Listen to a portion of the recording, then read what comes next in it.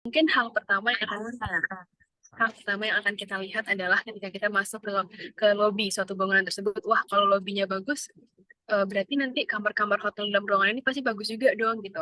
Jadi kayak mungkin ini CV ibaratkannya seperti itu ya. Kalau misalnya kita masuk ke dalam sebuah bangunan ya.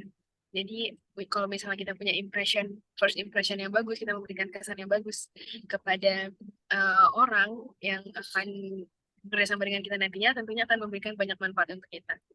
Terus juga aku juga teringat sebuah kutipan bahwa teman-teman sebenarnya CV itu is not just a piece of paper, tapi is your story waiting to be told gitu. Jadi sebenarnya CV itu bukan hanya sebuah kertas biasa ya, yang kita anggap ya udah biasa aja gitu. Padahal sebenarnya CV itu adalah sebuah kertas yang menunggu menunggu untuk teman-teman tulis.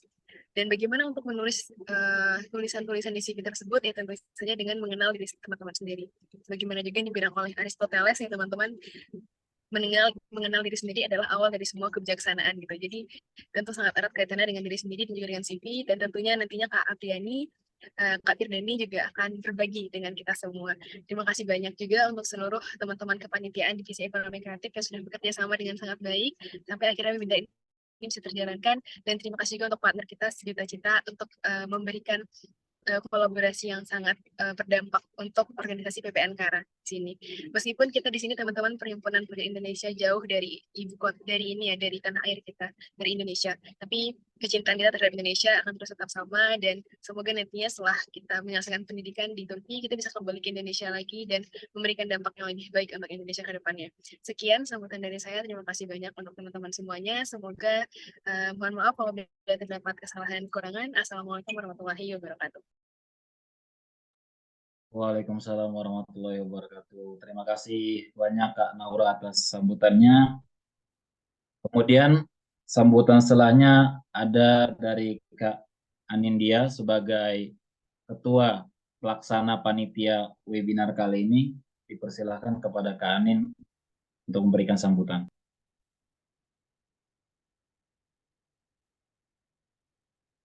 Assalamualaikum warahmatullahi wabarakatuh. Waalaikumsalam warahmatullahi wabarakatuh.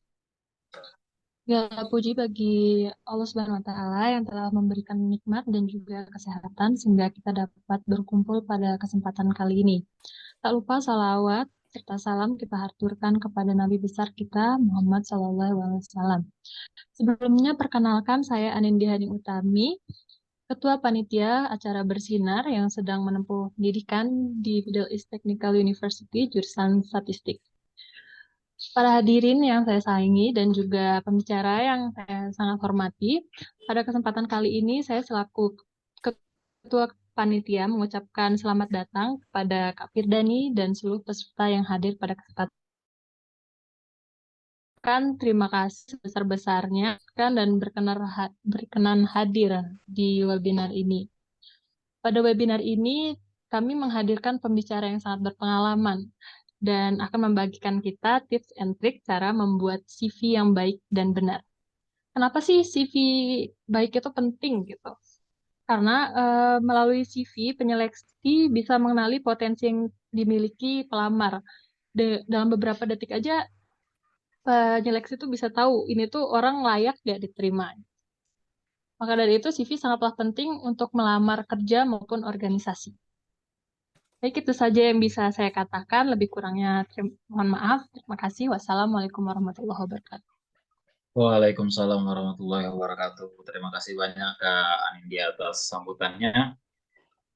Maka kali ini tanpa berlama-lama lagi, marilah kita simak pemateri kita kali ini, Kak Firdani Apriana SPSI, yang akan menjelaskan ke kita bagaimana sih cara membuat CV yang baik dan benar.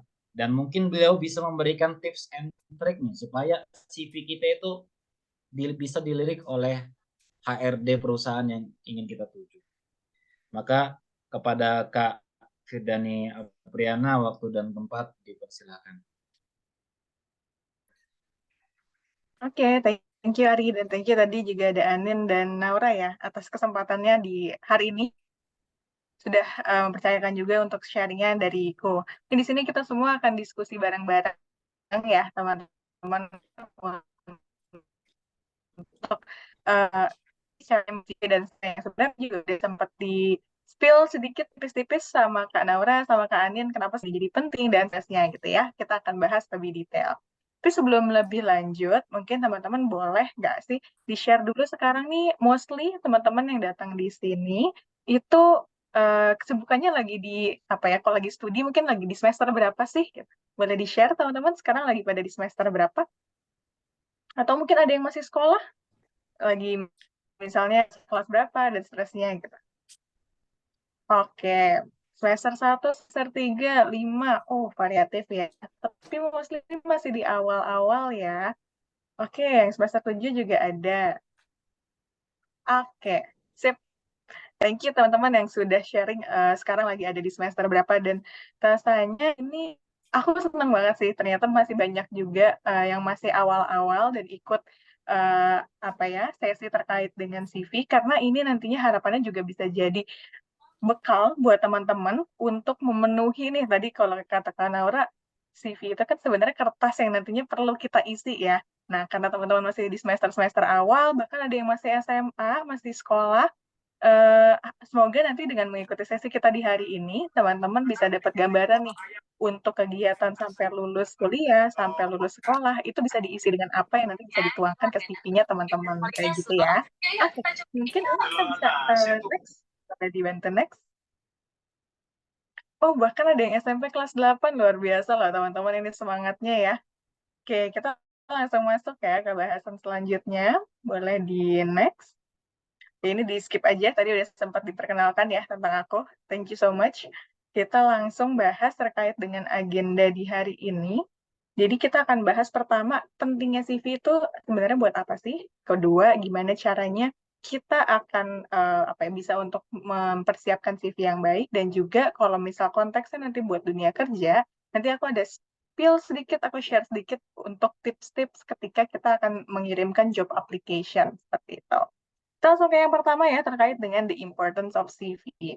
Nah, kalau teman-teman, untuk slide-nya, kalau teman-teman lihat nih, job openings, mungkin teman-teman masih banyaknya di, tadi masih ada yang sekolah, masih yang semester 1, dan seterusnya itu mungkin belum cari-cari kerja gitu ya.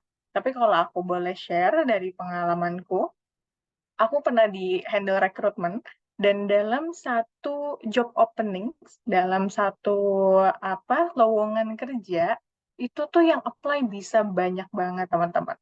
Sorry, untuk slide ini boleh di next atau mungkin boleh slide-nya di share dari aku aja. Ini sebentar ya untuk slide-nya biar kita sharing-nya lebih smooth. Mungkin bisa ikut kalau memungkinkan teman-teman dari panitia. Oke, aku izin share dariku ya. Sebentar, oke. Semoga layarnya sudah terlihat. Oke, nah ini tadi kita ngebahas berapa banyak kandidat yang apply ke satu posisi.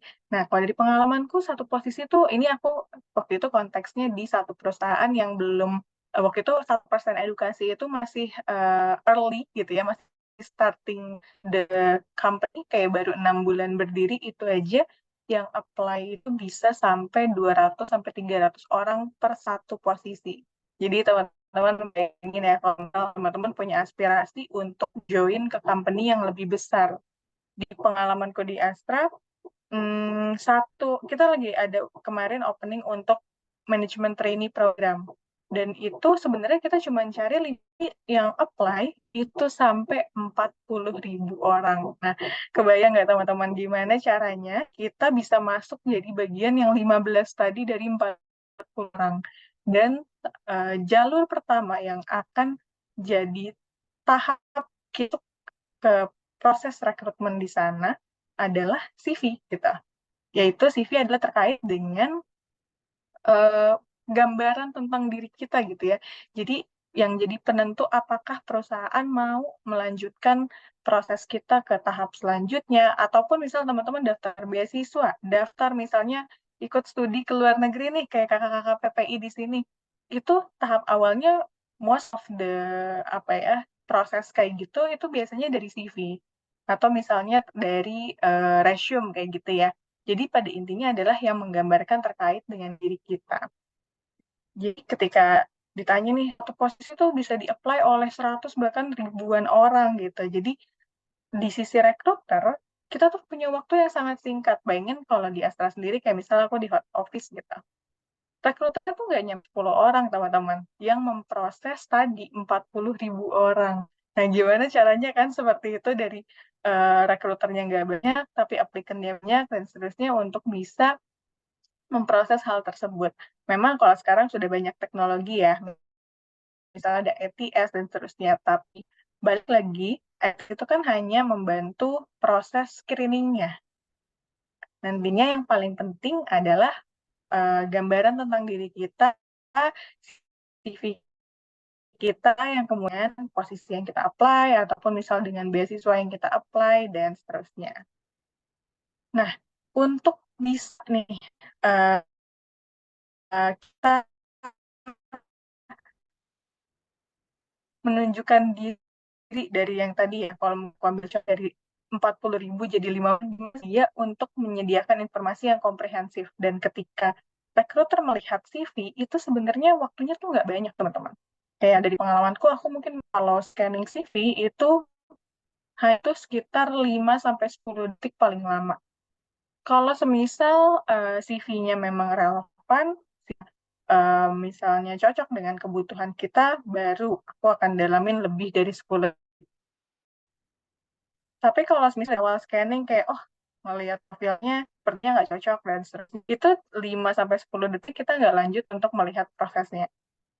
Karena itu yang apply banyak banget. Kita nggak punya waktu banyak untuk bisa fokus hanya ke satu orang. Jadi, kita perlu nih sebagai seorang pendaftar, kita perlu bisa mempersiapkan CV kita mungkin teman dan sesuai dengan kebutuhan di posisi yang kita akan apply. Ya, kenapa sih kemudian CV yang komprehensif, CV yang menarik, tuh kemudian penting, ini akan jadi penentu, akan jadi kesempatan bagi diri kita juga untuk melanjutkan ke proses berikutnya atau enggak. Kalau misalnya dalam proses rekrutmen, mungkin spesifiknya satu profil yang bagus itu nantinya bisa jadi kesempatan bagi kita untuk masuk ke tahap interview misal. Jadi kalau di tahap CV kan kita cuma ngejelasin secara komprehensif. Kalau kita pengen menunjukkan diri kita lebih real lagi gitu ya, kita bercerita tentang diri kita nanti akan diteruskan ke tahap interview. Dan kunci awalnya tentu di mana? Di CV tadi. Untuk bisa sampai kita ke tahap-tahap berikutnya. Untuk bisa mempersiapkan CV yang komprehensif tadi itu gimana sih caranya? Kita harus ngapain dulu?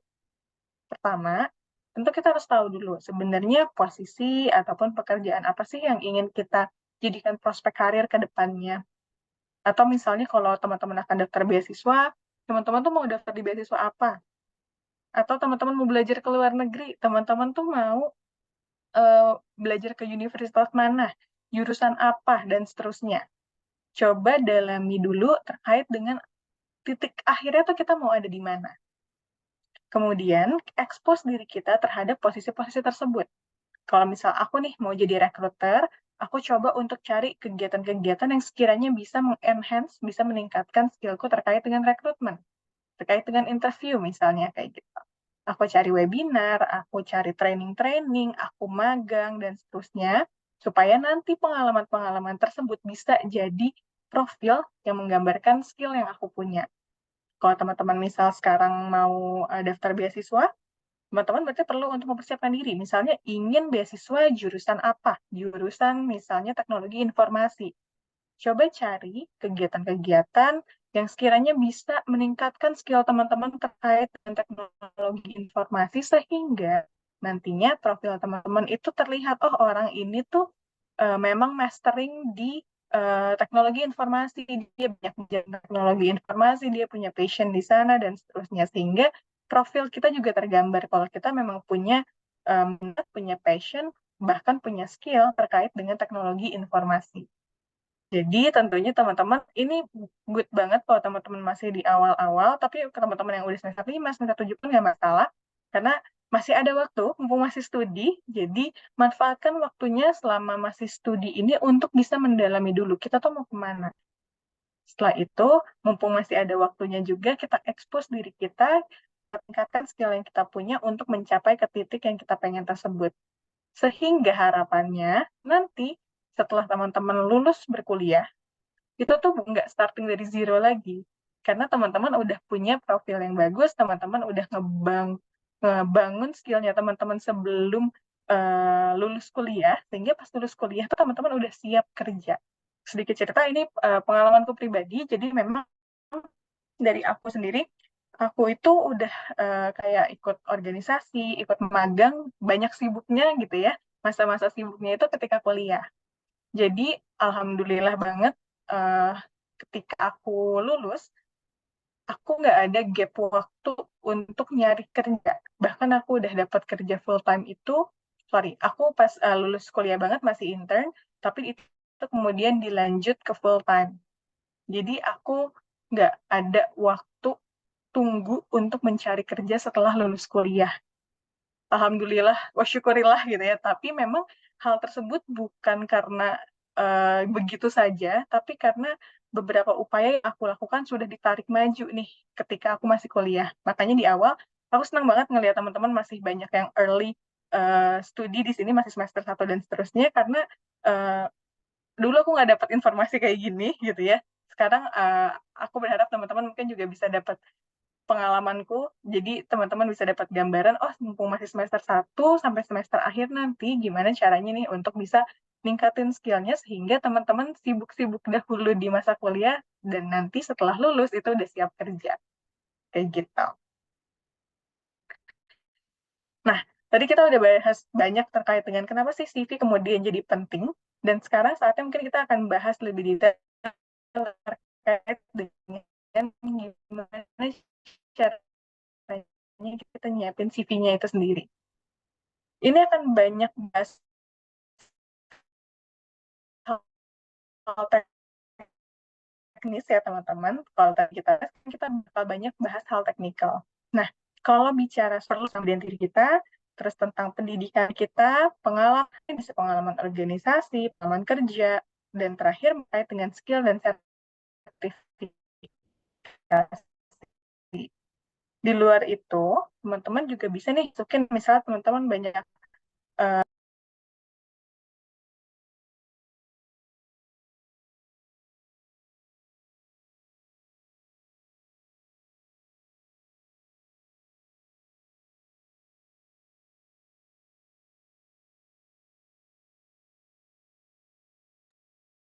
Halo Kak, Kak Firdani, sepertinya hilang sambungan ya sama kita. Kita coba hubungi. Bentar. halo, halo. Sorry. Tadi sempat hilang ya. Sekarang sudah kembali. Jadi terputusnya sampai mana teman-teman, masih di bagian yang ini ya, main information dan juga additional information tentang CV? Iya, Sama ya di sini ya. Oke, sorry tadi agak keputus koneksinya, agak terganggu. Sekarang semoga sudah lebih clear ya. Oke, aku lanjutkan. Jadi ada main information terkait dengan ini, kedua terkait dengan additional information, itu terkait dengan misal teman-teman ada ikut perlombaan, teman-teman ada bikin jurnal, atau teman-teman ada ikut program volunteer, project tertentu, itu juga nanti bisa dimasukkan di CV-nya teman-teman. Dan untuk bisa bikin CV yang stand out, teman-teman bisa fokus ke beberapa hal. Nggak cuman kayak desainnya gitu ya. Kadang orang suka sibuk sendiri sama desainnya gitu. Kayak, oh desainnya harus kayak gini nih, yang colorful dan sebagainya gitu ya. Tapi sebenarnya yang paling penting selain itu adalah terkait dengan kontennya. Konten itu tuh tentunya terkait dengan profil diri kita. Karena balik lagi CV itu cuma selembar kertas yang jadi media yang menunjukkan tentang diri kita. Yang paling penting isi dari CV-nya. Tapi bukan berarti kemudian kita mengesampingkan terkait dengan tadi ya layout ataupun desain, karena itu nanti berpengaruh juga terhadap gimana sih recruiter itu nyaman juga untuk bisa bahas, untuk bisa mereview CV kita. Kayak gitu. Jadi untuk bisa bikin stand out CV, kita perlu fokus pada konten, layout, dan juga desain. Yang nantinya harapannya tentu dibuat sesuai kebutuhan, dalam arti kalau kita apply-nya ke posisi A, kita perlu bisa menyajikan profil yang memang sesuai dengan kebutuhan posisi A. Seperti itu. terstruktur. Kalau terstruktur itu berarti secara konten yang kita sajikan itu mengalir gitu ya. Misalnya oke, bahas dulu tentang identitas, bahas dulu tentang pengalaman, terus bahas pengalaman juga lebih detail, dari title-nya dulu, terus dari waktunya, deskripsinya, dan seterusnya. Dan juga jangan lupa untuk bisa membuat CV-nya itu rapi dan mudah dibaca, karena kalau nanti CV-nya nggak rapi, agak sulit juga buat orang lain memahami sebenarnya profil kita tuh seperti apa sih. Khawatirnya itu nantinya jadi tidak menggambarkan diri kita yang sebetulnya. Gitu. Nanti kalau teman-teman punya pertanyaan, bisa di-keep dulu. Nanti kita bahas bareng-bareng di akhir mungkin ya, Ari ya. Jadi nanti kalau ada pertanyaan bisa dicatat dulu. Nah, kita langsung masuk lebih detail terkait dengan masing-masing informasinya. Pertama terkait dengan identitas.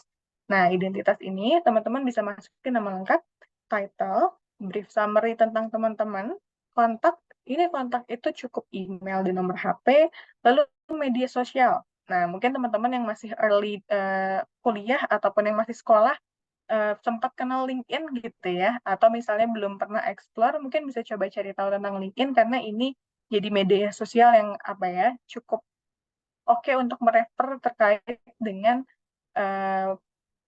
kondisi profesional kita, gambaran profesional kita gitu. Jadi nggak jarang juga rekruter itu double checking melalui LinkedIn gitu. Jadi LinkedIn itu sebenarnya kayak CV online ya. Jadi teman-teman bisa coba explore untuk bikin LinkedIn nih kalau misalnya memang belum punya. Atau teman-teman juga bisa sebenarnya cantumin media lain, media sosial lain yang sekiranya menggambarkan profil teman-teman. Misal, teman-teman adalah seorang ilustrator, suka gambar nih. Kalau memang portofolio gambarnya ada di Instagram, itu nggak apa-apa untuk di-input ke Instagram. Tapi, kalau semisal ternyata Instagram itu hanya untuk misalnya kehidupan pribadi gitu ya, nggak ada relevansinya dengan posisi yang di-apply dan seterusnya, itu rasanya nggak perlu dicantumin.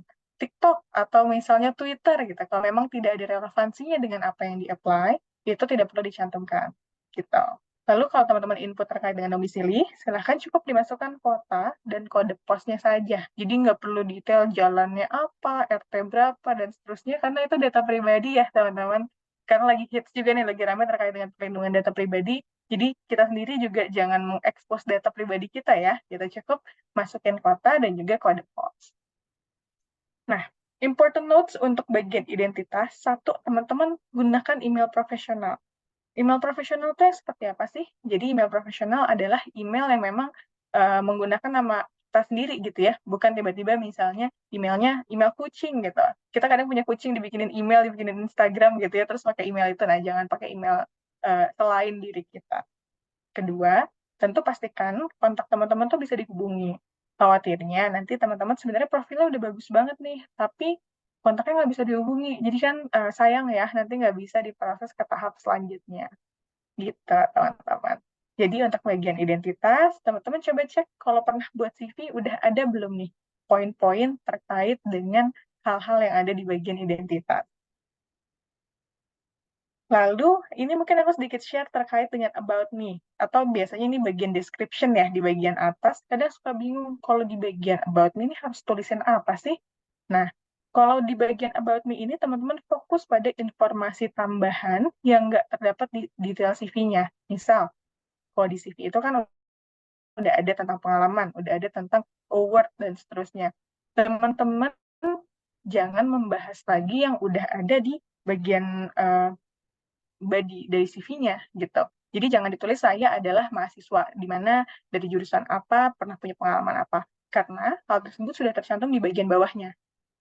Nah, kalau di bagian about me, cukup teman-teman bahas general summary-nya. Misal, teman-teman, kalau dari pengalamanku, misalnya aku pernah ikut organisasi ataupun aku pernah ikut kegiatan yang skalanya regional, nasional, internasional. Nah, aku nggak mention kegiatannya apa, tapi instan aku buat dia jadi summary. Oh, aku tuh pernah nih punya pengalaman working with regional, national, and international team. Jadi aku nggak mention, oh kalau misal regional itu apa, internasional apa, dan seterusnya. Karena itu udah ada di bagian CV-ku. Jadi di bagian about me ini fokus pada general summary. Lalu misalnya teman-teman punya personality atau values yang jadi pegangannya teman-teman. Misalnya, I am a driven person. Aku adalah orang yang misalnya atau misalnya saya adalah orang yang bertanggung jawab, saya orang yang A, B, C, D, E. Mungkin memang itu subjektif, tapi itu bisa disampaikan cukup di bagian about me. Lalu misalnya terkait dengan interest, minat. Teman-teman misalnya punya ketertarikan untuk fokus terkait dengan misal apa ya? Misal aku tertarik dengan dunia coaching gitu. Oh, I have an interest in coaching dan sebagainya. Terus aku ceritain sedikit misalnya why I love coaching dan seterusnya gitu. Jadi bisa disampaikan di bagian about me. Atau misalnya teman-teman punya target. Oke, in 5 or 10 years I look for apa misalnya gitu. I look to be an what dan seterusnya. I have an interest to be an entrepreneur atau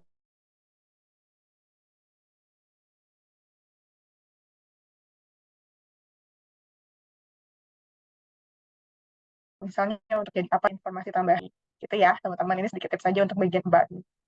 Oke, tadi terkait about me terkait identity sudah. Sekarang kita fokus ke bagian pendidikan. Nah, kalau pendidikan ini nanti diinput terkait dengan institusinya di mana teman-teman berkuliah, bersekolah, lalu misal jurusannya apa, waktu menempuh pendidikan. Ini maksudnya misalnya masuknya tuh di bulan apa dan tahun berapa, dan juga selesainya sampai bulan apa tahun berapa, misal gitu ya. Terus IPK-nya, ataupun misalnya ada nilai-nilai tertentu, kalau masih SMP, SMA, bisa masukin misalnya nilai UN, atau nilai, kalau misal belum ada nilai UN, berarti misalnya nilai, misal kalau sekarang ujian tuh nilai terakhirnya apa ya, kemudian nggak catch up nih dengan dunia sekolah, misalnya nilai ujian akhir, ujian sekolah, dan seterusnya, mungkin itu bisa di-input juga. Nah, kalau di bagian pendidikan, beberapa hal yang perlu di-notes, pertama tuliskan dari yang paling baru, teman-teman.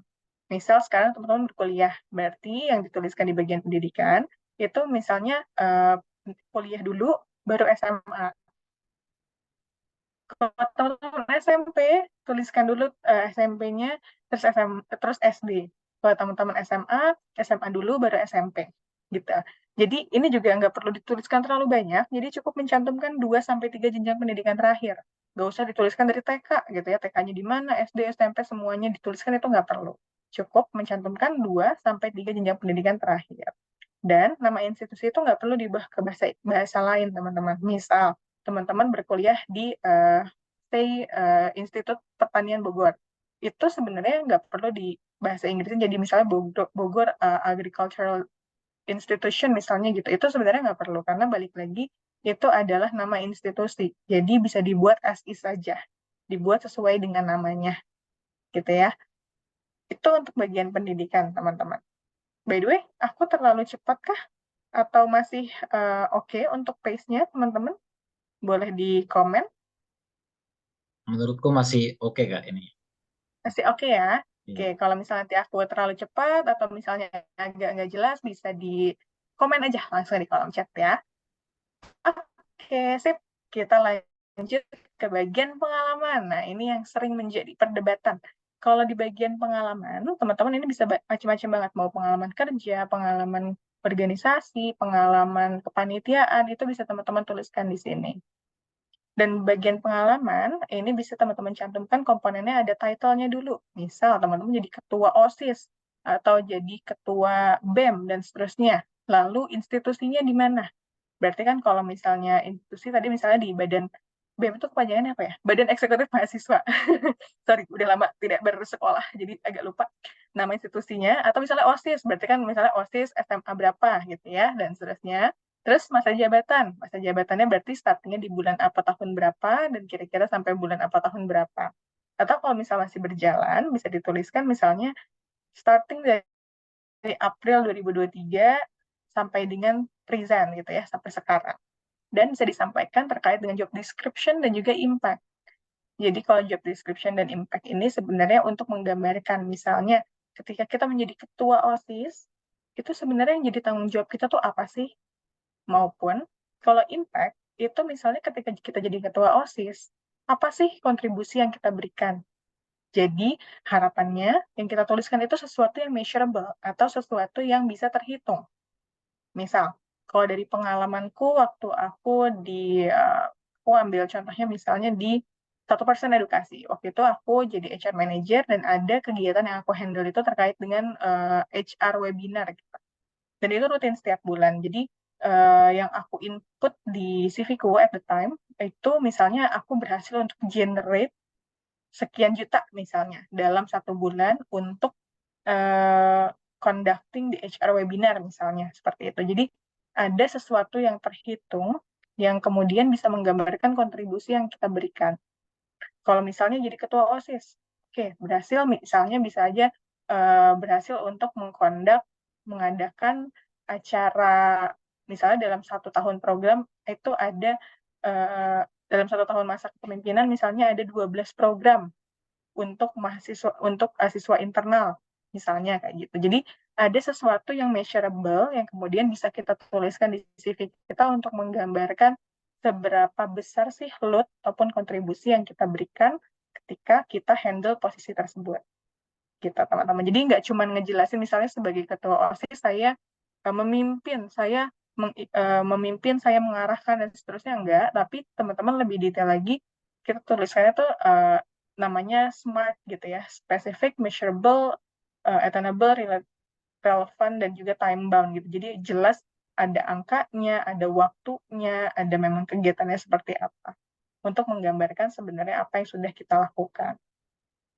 Nah, kalau terkait dengan pengalaman, tentu teman-teman perlu menuliskannya dengan cukup singkat, spesifik, dan komprehensif. Maksudnya adalah kita nggak usah terlalu banyak bercerita detail, tapi coba gambarkannya tuh secara singkat, jelas, padat, gitu ya, yang udah menggambarkan tentang kegiatan kita.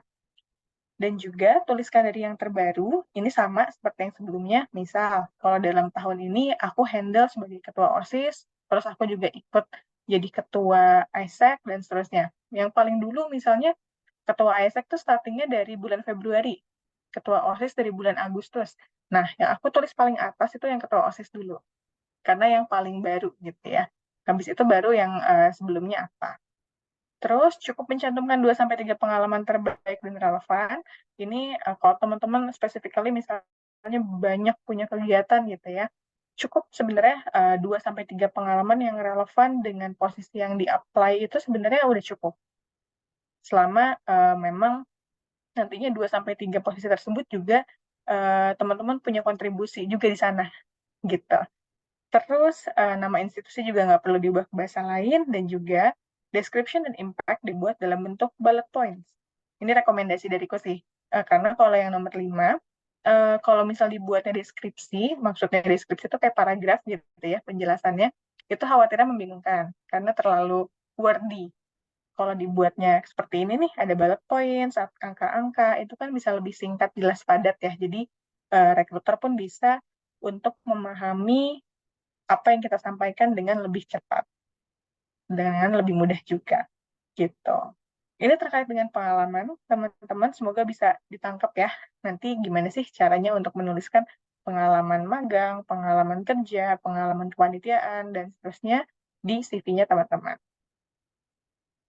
Terus terkait dengan skill dan sertifikasi, nah ini misalnya teman-teman ada ikut training, ada ikut sertifikasi, itu bisa di-input nih teman-teman.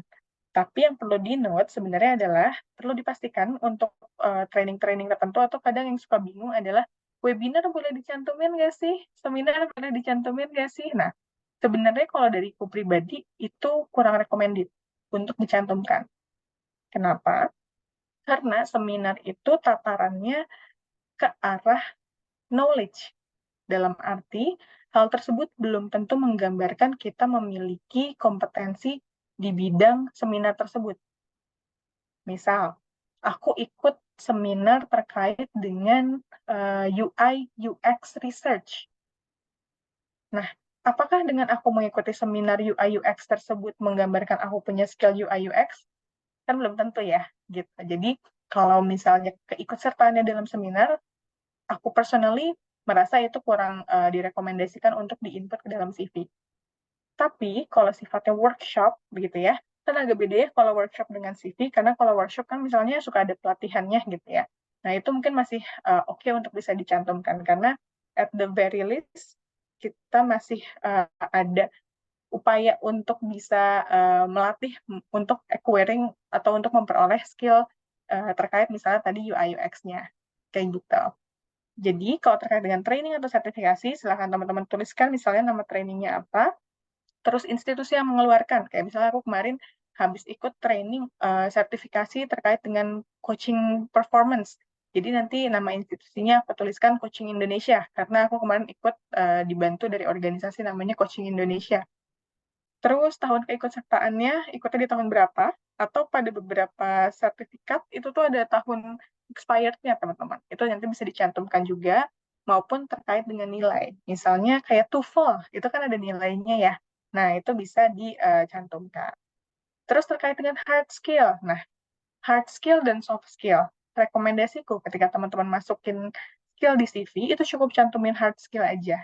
Kayak misalnya kalau hard skill tuh kemampuan kita untuk menggunakan tools-tools tertentu. Contohnya, oke, aku bisa menggunakan Adobe Premiere, aku bisa menggunakan Canva, aku bisa menggunakan Microsoft Office, atau aku menggunakan language pemrograman gitu ya, R, Python, dan seterusnya. Nah, itu hard skill bisa teman-teman cantumkan.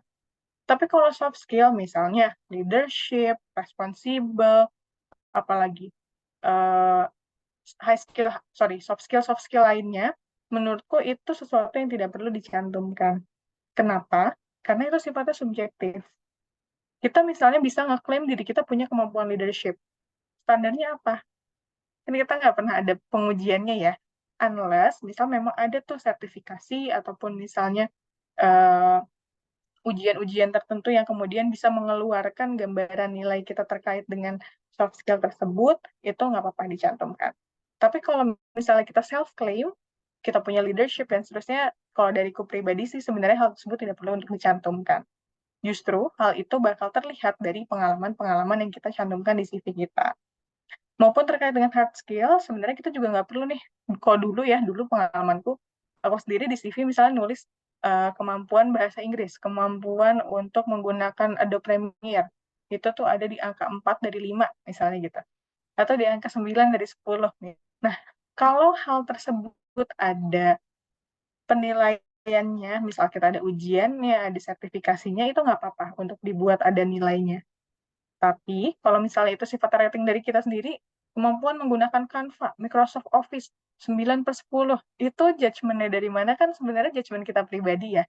Itu nggak perlu untuk dicantumkan demikian. Jadi cukup dicantumkan, oke, kita bisa Microsoft Office, kita bisa Canva, dan seterusnya. Gitu. Terus terkait dengan portfolio, nah ini mungkin teman-teman yang di bidang desain atau bidang-bidang yang biasanya hasil kerjanya bisa kelihatan, itu bisa banget juga untuk dicantumkan portofolionya.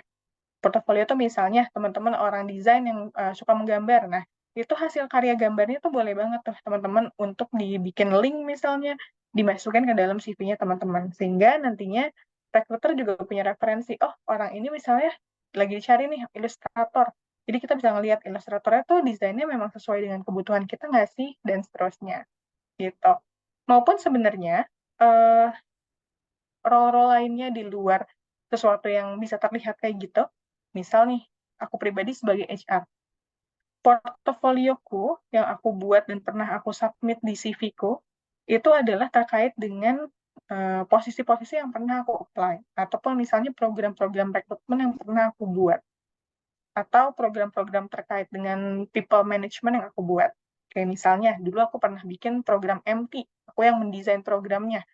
Mendesain itu dalam arti aku yang nyusun nih, oke, kalau program MT ini kita nyarinya orang yang seperti apa, terus rekrutmennya berapa lama, prosesnya seperti apa. Portofolio yang seperti itu tuh juga bisa dicantumkan teman-teman. Dalam bentuk apa? Aku pribadi membuatnya waktu itu dalam bentuk PPT slide. Jadi rekruter bisa melihat, oh aku tuh bisa loh mendesain program rekrutmen. Ataupun misalnya aku mendesain program onboarding. Aku misalnya membuat materinya apa, waktunya seperti apa, dan seterusnya. Aku buat portofolioku dalam bentuk PPT. Sehingga nanti rekruter bisa lihat, oh si Firda ini tuh bisa untuk membuat program training yang seperti ini, membuat program A yang seperti ini. Dan itu bisa teman-teman terapkan untuk posisi-posisi yang lain. Jadi itu yang disebut dengan misalnya project portfolio gitu ya.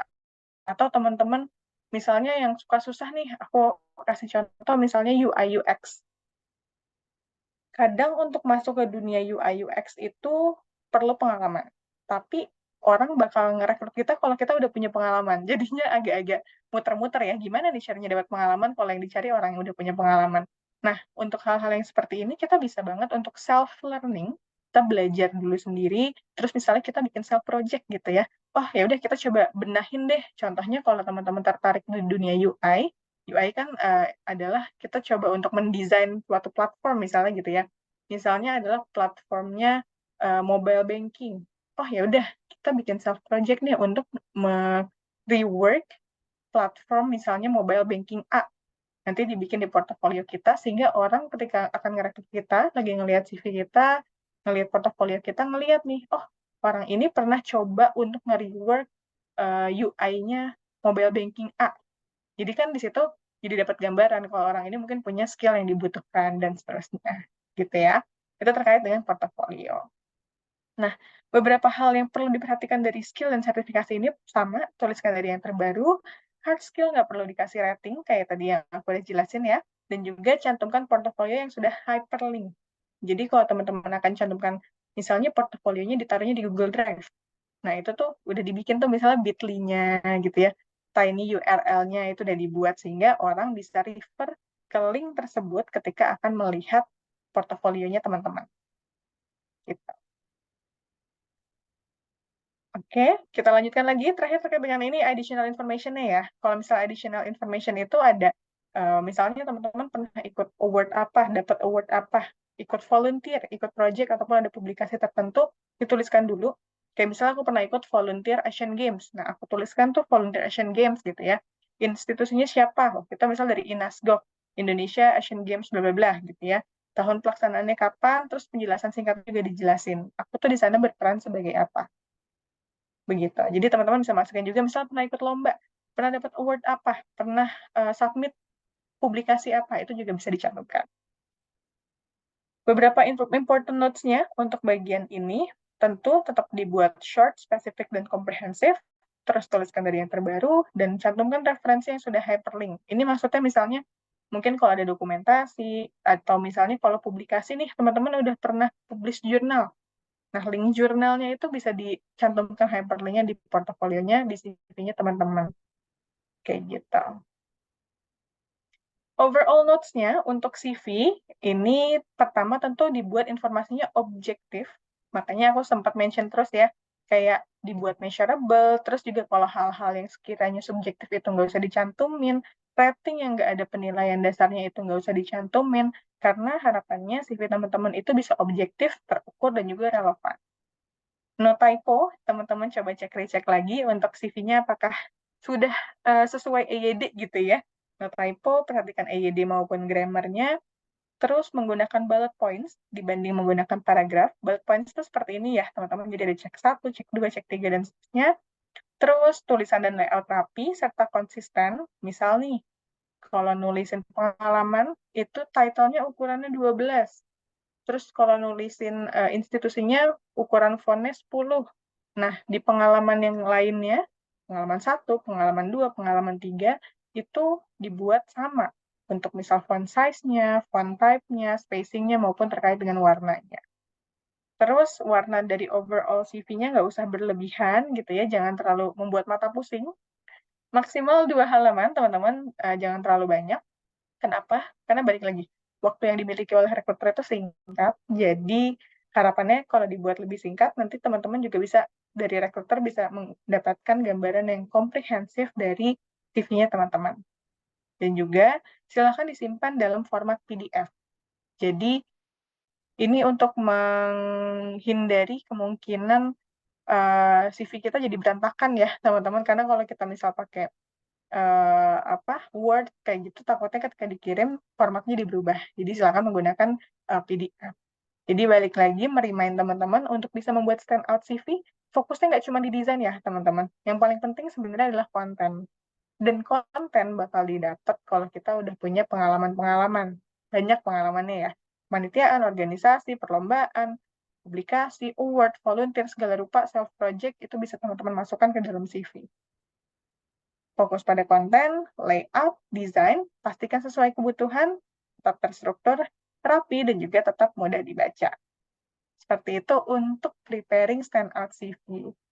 Nah, ini sedikit tambahan aja tadi terkait dengan portofolio ya. Jadi sebenarnya portofolio itu adalah kumpulan hasil karya yang kita miliki dan juga kita dokumentasikan, dalam arti kita simpan gitu ya, untuk bisa menggambarkan skill dan kompetensi kita.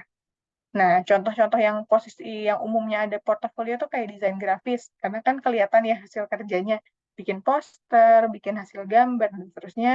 Atau misalnya writer. Kalau writer biasanya misalnya pernah bikin tulisan, pernah bikin blog, dan seterusnya, itu bisa dicantumkan. Ataupun posisi lain yang bisa dimodifikasi, ini contohnya adalah kayak tadi pengalamanku gitu ya, di bagian HR, tapi aku bisa coba bikin self-project, personal project, yang bisa aku cantumkan di portofolioku. Ini contohnya nih, misalnya di bagian sini yang tadi aku sempat bilang terkait UI UX gitu ya. Misalnya mau bikin UI-nya aplikasi apa, itu bisa dicantumkan. Terus ini kalau yang kedua adalah content writer nih, misalnya dia pernah bikin tulisan apa, itu juga bisa jadi portofolionya teman-teman. Kita.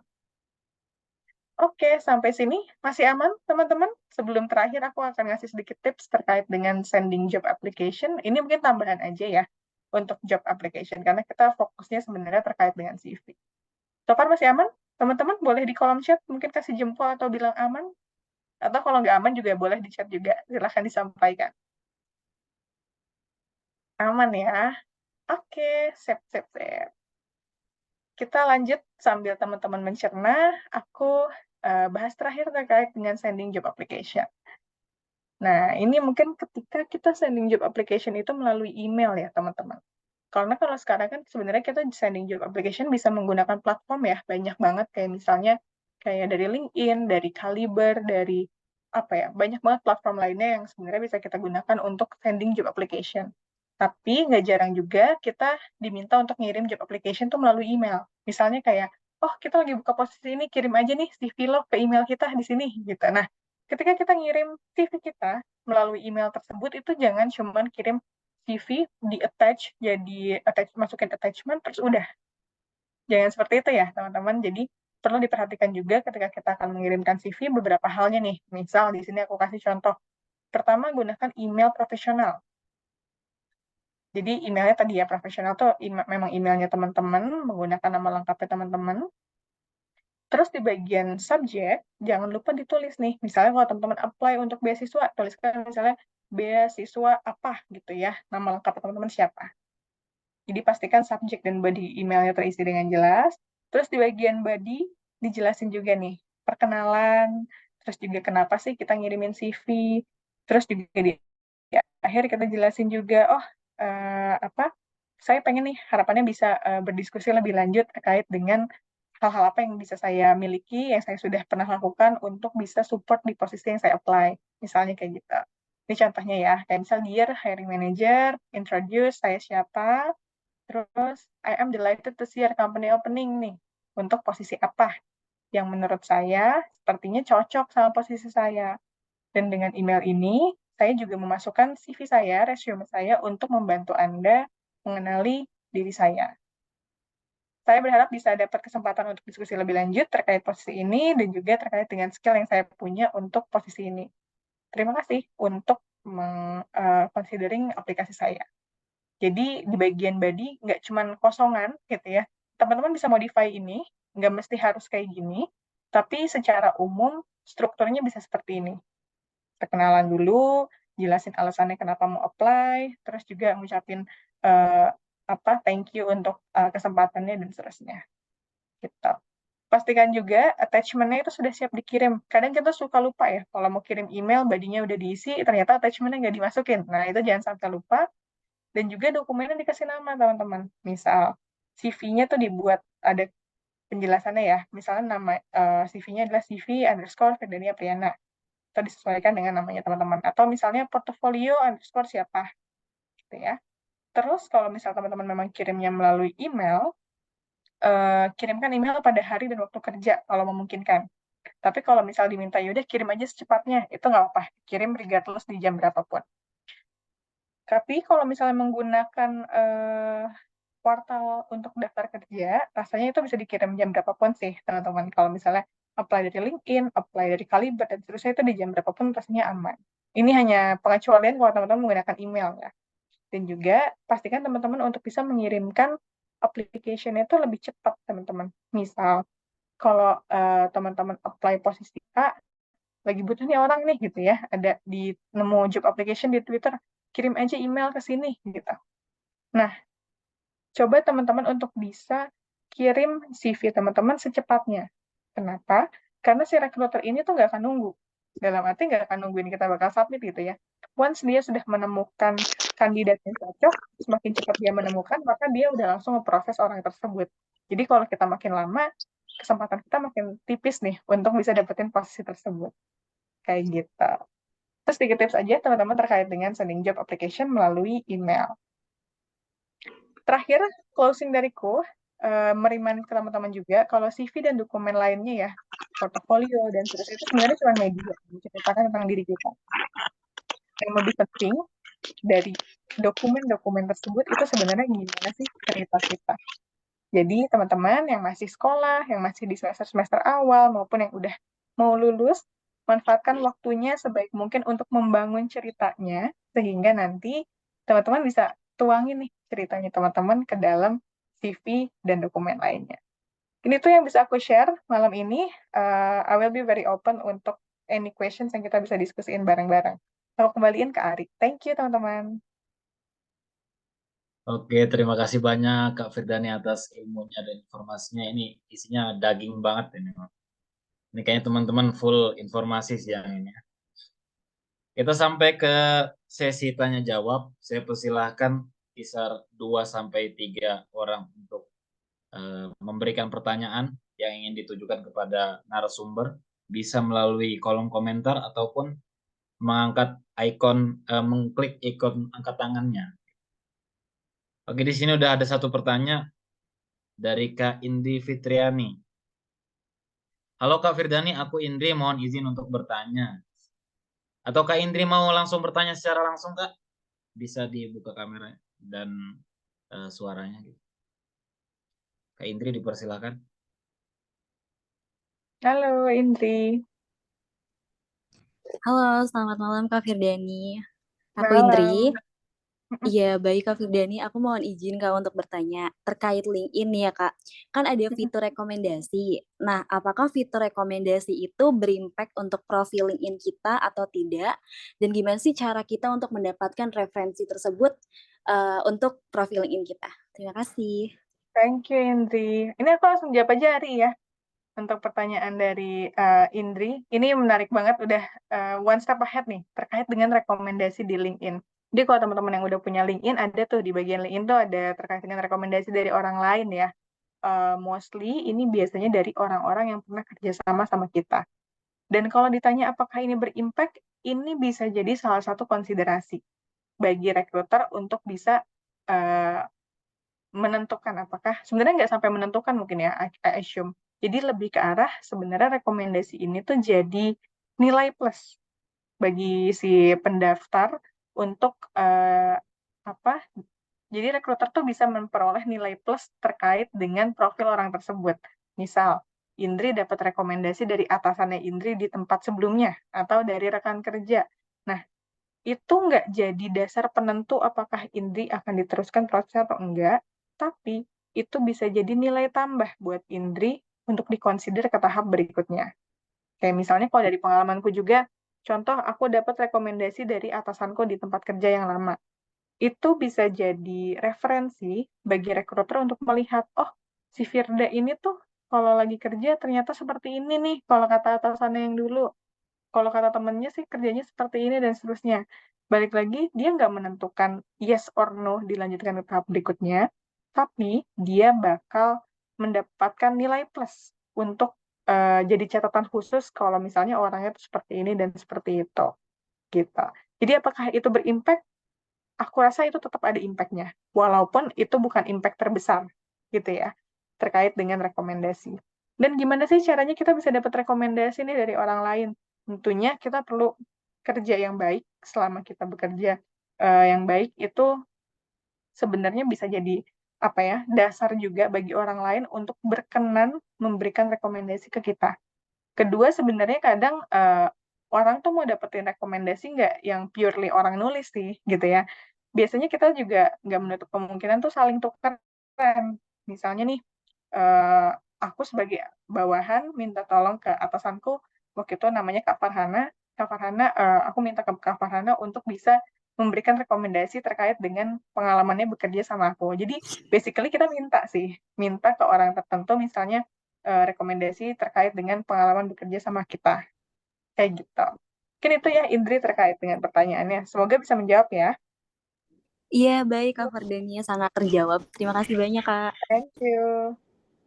Oke, ini ada pertanyaan dari Kak Vina Mariska. Izin bertanya Kak, kalau pernah menjabat sebagai Bendahara Karang Taruna itu bisa dicantumkan di CV atau tidak ya Kak? Terima kasih. Oke, thank you Ari ya. Mungkin untuk Vina, aku ada beberapa pertanyaan. Eh, Kalau misalnya bisa dijawab langsung, boleh dijawab ya. Pertama, terkait dengan misalnya posisi yang ingin kamu apply, karir ataupun apapun itu ya, beasiswa dan seterusnya. Apakah hal tersebut ada kaitannya dengan pengalaman bendahara ini? Vina, mungkin boleh dijawab. Halo Kak Vina, ada ini orangnya Vina Mariska. Kak Vina Mariska, halo. Atau bisa Ya, diketik di kolom komentar juga, nggak apa-apa. ya, nggak apa-apa. Tapi mungkin sambil menunggu Kak Vina juga menjawab, sebenarnya balik lagi, apakah pengalaman tersebut bisa dituliskan di CV? Aku rasa tetap bisa dicantumkan. Tapi apa yang perlu dikonsider? Pertama, relevan nggak sama posisi yang mau kita apply? Kedua, itu kapan? Kayak misalnya, udah 10 tahun yang lalu, apakah masih relevan tuh skill yang kita punya di 10 tahun yang lalu? eh, Bisa jadi kan sudah nggak relevan gitu ya. Jadi kalau misalnya dia masih dalam rentang 3 tahun ke belakang itu bisa dicantumkan kayak gitu. Jadi mungkin konsiderasinya apakah sesuatu pengalaman itu bisa dimasukkan ke CV atau enggak? Pertama tadi terkait relevansinya dengan posisi yang kita apply. Kedua terkait dengan waktunya juga gitu. Dan juga yang perlu dikonsider sebenarnya terkait dengan sebenarnya ini lebih ke arah apa ya? Ke arah skopnya, skalanya gitu ya. Sebenarnya pengalaman tersebut dicantumkan nggak masalah. Tapi kalau misalnya kita ingin lebih berimpact, mungkin kita bisa cantumkan pengalaman-pengalaman yang secara skopnya mungkin apa memang cukup kompetitif ya. Dalam arti misalnya skopnya udah di skop organisasi tertentu atau misalnya udah di regional tertentu dan seterusnya. Kalau misal Karang Tarunanya juga misal udah di level regional dan seterusnya mungkin itu even better. Tapi pun misal Karang Taruna di level desa dan seterusnya itu juga nggak apa-apa. Jadi sebenarnya nggak ada batasan-batasan khusus terkait dengan posisi apa sih yang bisa kita apply ataupun pengalaman apa yang bisa kita cantumkan dalam CV. Gitu. Itu Ari, semoga menjawab ya untuk Vina ya. Terima kasih jawabannya Kak Firdani. Di sini ada 3 pertanyaan yang mirip-mirip nih Kak. Yang pertama dari Kak Oke. Bella di sini. Dia ingin bertanya, kalau kita sudah ngikutin semacam bootcamp gitu secara online gitu kan dan mengerjakan mini task gitu. Apakah mini task ini tersebut bisa dijadikan portofolio gitu? Lalu ada juga dari Kak Amanda bertanya, apakah sertifikat seperti MySkill ini bisa dimasukkan ke CV? Lalu yang terakhir di benar, Kak Aziz ini bertanya, misalkan pengalaman kerja itu dia nggak ada, tapi pengalamannya itu hanya event saja, gitu. Apakah perlu dicantumkan? Gitu. Oke, sip. Thank you, thank you. Mungkin aku jawab terkait dengan tadi yang Kak Bella dulu ya, terkait dengan portofolio. Pernah ikut nih bootcamp online, terus ada mini task, apakah bisa jadi portofolio? Bisa banget. Jadi itu kan ada task yang sebenarnya kamu sudah coba untuk exercise ya ketika mengikuti bootcamp tersebut. Jadi bisa dicantumkan untuk mini task tersebut jadi portofolio. Terus kalau yang tadi dari tadi ya, sebelum ke Aziz tuh kayaknya, oh my skill ya, terkait dengan my skill tuh bisa dimasukkan ke dalam portofolio nggak sih? Atau dimasukkan ke dalam CV? Sebenarnya yang perlu dicek, jujur aku pribadi kurang familiar my skill itu kegiatannya seperti apa. Apakah misal kayak Udemy atau kayak kelas-kelas online gitu ya. Kalau semisal dia, sebenarnya prinsipnya gini, semisal dia hanya pembelajaran satu arah, eh, aku pribadi kurang rekomen untuk di-input ke dalam CV. Karena balik lagi, dengan kita mengikuti hal tersebut kan belum tentu kita memiliki skill-nya, gitu ya. Kecuali misalnya kemudian di tiap-tiap kegiatannya MySkill tersebut, kemudian ada tas-tasnya, ada nilai-nilainya yang kemudian bisa melihat perkembangan skill kita, itu bisa tuh untuk dimasukkan ke dalam sertifikat. Jadi regardless nanti teman-teman ikutin MySkill ataupun Udemy dan seterusnya, yang perlu dipastikan adalah kalau misalnya dia hanya belajaran satu arah, itu mungkin kurang kuat untuk bisa dimasukkan ke CV. Tapi kalau semisal dia kemudian ada ujian-ujiannya ataupun ada tas-tasnya yang kemudian bisa jadi penentu yang bisa menggambarkan skillnya teman-teman, itu boleh dimasukkan. Sebenarnya bukan boleh nggak boleh sih, tapi lebih ke itu lebih kuat untuk bisa dicantumkan ke dalam CV kayak gitu. Pun misalnya tetap mau dimasukkan nih sertifikat MySkill-nya ke dalam CV juga nggak masalah, karena itu kan bisa menggambarkan teman-teman tuh punya passion nih terkait dengan skill-skill tertentu gitu ya, terkait dengan pembelajaran tertentu. Tapi nantinya lebih ke konsiderasi apakah hal tersebut cukup kuat atau tidak untuk bisa merekomendasikan teman-teman ke tahap berikutnya atau enggak gitu. Jadi boleh nggak boleh silahkan teman-teman masukkan aja, tapi nanti ya jadi penentunya adalah apakah kemudian sertifikat tersebut cukup kuat untuk bisa mendefine teman-teman memiliki skill tertentu atau enggak gitu. Semoga terjawab ya tadi dari Amanda. Terus kalau yang dari Aziz terkait dengan pengalaman event, ini nggak ada paklarinya, itu nggak apa-apa nggak sih dimasukin? Ini nggak apa-apa banget untuk dimasukin. Karena sebenarnya pengalaman yang dicantumkan dalam CV itu nggak mesti semuanya yang ada paklarinya gitu ya. Even pengalaman kepanitiaan jadi project officer dan seterusnya itu tuh juga bisa dimasukin. Jadi ketua dekorasi atau jadi ketua logistik dan seterusnya itu juga bisa dimasukin. Karena di balik role-role tersebut ada skill-skill tertentu yang pasti teman-teman miliki dalam menjalankan perannya. Misal, teman-teman jadi ketua apa ya? Misal jadi ketua dekorasi, ketua logistik yang ada di event, itu kan nggak semata-mata hanya kayak oh ya udah ngurusin logistik, ngurusin dekorasi. Tapi di balik itu teman-teman punya skill untuk bisa manage timnya misalnya, untuk bisa manage timeline, manage project, manage vendor, manage stakeholder dan seterusnya yang sebenarnya skill-skill tersebut dimiliki oleh teman-teman sebagai ketua-ketua di event tersebut gitu. Jadi dari sisi rekruter pun kita nggak melihat yang kayak hanya sesuatu yang ada paklaringnya gitu ya, tapi lebih besar dari itu kita melihat potensi teman-teman di balik peran-peran yang teman-teman jalani gitu. Jadi kalau teman-teman punya pengalaman event, pengalaman kepanitiaan, that's very okay untuk bisa dimasukin ke dalam CV gitu. Itu ya, Aziz, semoga menjawab. Oke, aku kembalikan lagi ke Ari. Ada pertanyaan lainnya? Oke Kak, saya ingin membacakan 2 pertanyaan terakhir mungkin untuk sesi kita kali ini. Yang pertama dari Mufidah, teman kita dari Makassar. Kak, aku mau tanya soal email. Jika nama kita mirip dengan Sesuai. nama orang lain gitu, Kak, yang sudah digunakan sebagai alamat email, apakah bisa diakali agar tetap profesional? Misal Nurul Aulia menjadi nurul.aulia@gmail.com karena nurulaulia@gmail.com sudah banyak digunakan.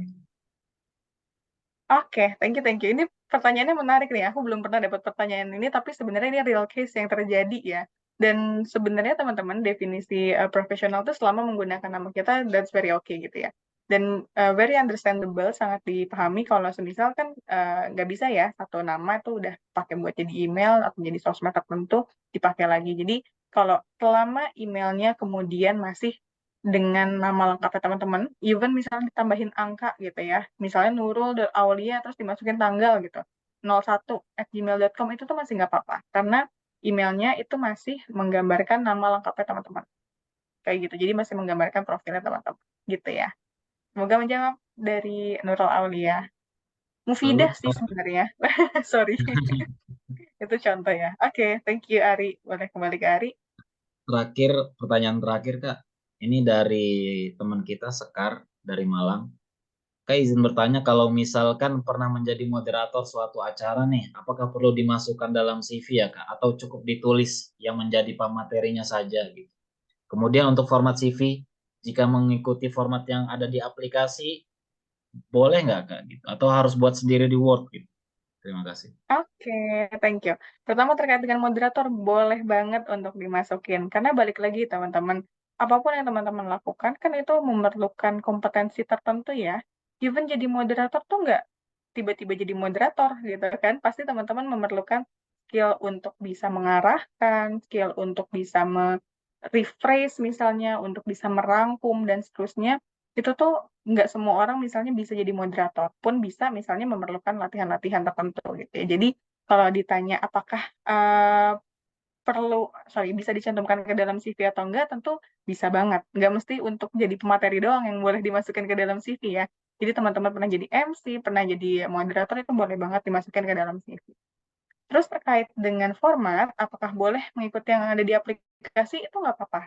Karena balik lagi sebenarnya yang jadi poin penting kan sebenarnya cerita kitanya gitu ya, pengalaman kitanya seperti apa. Jadi mau formatnya mengikuti yang ada di aplikasi itu nggak apa-apa. Selama tadi misalnya layoutnya tetap diperhatikan, tetap rapi gitu ya, nggak wordy, terus desainnya juga nggak bikin pusing dan seterusnya, sehingga bisa lebih mudah untuk dibaca, itu nggak apa-apa banget. Nggak mesti kita harus bikin sendiri di Word. Tapi kalau boleh rekomend, memang ada beberapa, ini nggak semua orang sih ya, memang akan lebih preferable kalau misalnya ada format-format yang lebih profesional tuh, mungkin kalau yang teman-teman lihat yang boring kayak di Word gitu ya, itu kadang-kadang tuh memang lebih preferable. Tapi apakah kemudian format yang ada di aplikasi kemudian dikesampingkan, itu enggak juga gitu. Jadi silahkan kalau untuk format bisa mengikuti yang ada di aplikasi itu nggak masalah. Yang paling penting adalah cerita kita teman-teman. Jadi bangun ceritanya untuk bisa menggambar di dalam CV tersebut gitu. Kan itu Ari, semoga menjawab ya. Oke, terima kasih jawabannya. Super sekali dari Kak Firdani. Semoga menjawab pertanyaan teman-teman sekalian. Alhamdulillah kita telah menyelesaikan isi dari pemateri dan juga tanya jawab. Acara selanjutnya penyerahan sertifikat secara simbolis pada narasumber oleh Ketua PPI Ankara. Dipersilahkan.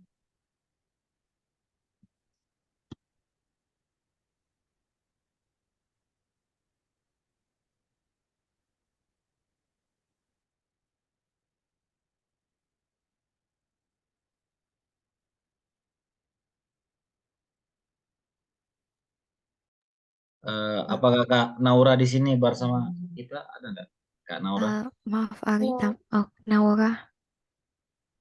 Naura Musaid nggak? Naura Musaid misalnya. Mungkin kalau Kak Naura nggak ada bisa diwakilkan oleh Ketua Panitia, ada Kak Aning di sini. Kak Aning. Mungkin bisa secara simbolis di foto sama Kak Noval ya, minta tolong Kak Noval untuk memfotokan gitu. Oke, 1, 2, 3.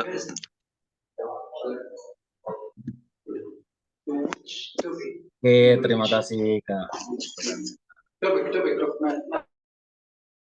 Thank you teman-teman. Thank you ya untuk kesempatannya.